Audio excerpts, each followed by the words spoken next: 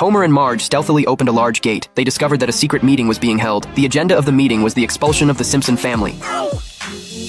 The Simpsons were regarded as monsters. Marge became the queen of the monsters. The Simpsons stood on the podium. They were being singled out as objects of criticism. The crowd below voiced their unanimous support for the expulsion. Marge had no idea what the family had actually done. Ultimately, it was Homer's drunk driving incident that had bankrupted Springfield. We won! That wasn't all. There were also Bart's pranks and Lisa's environmental initiatives. Only Marge tried to move the audience with a touching speech.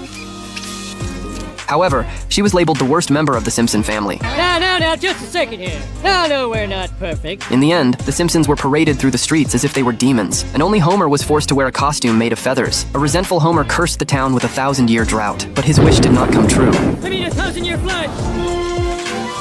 No! The family had no choice but to drive out to the outskirts of town. Lisa believed they needed a travel plan.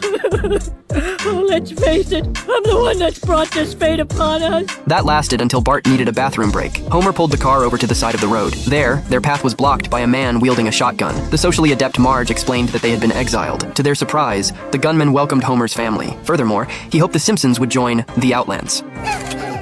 The Simpson family fully embraced the wilderness lifestyle. Everyone, that is, except Marge, because she always strove to do her best. Marge worried that Maggie would turn into a bad person. Marge wanted to go back. Homer, sympathizing with his wife, donned a disguise with her that night. They managed to sneak back into Springfield. Smithers?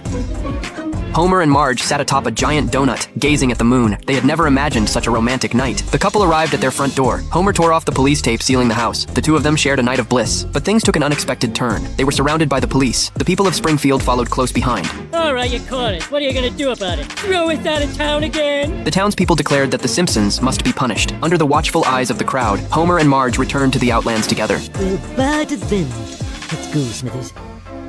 The Simpson family resumed their life in the wild. Bart and Maggie noticed a suspicious movement in the bushes. The trendy Maggie immediately charged into the brush. She kicked out a suspicious figure. It turned out to be Lenny. Homer gave Lenny a warm welcome. In the same way, their other friends arrived at the Outlands. The three friends sat in the wilderness, drinking beer and chatting. Even Moe opened a tavern in the wild. From then on, the Outlands underwent massive development.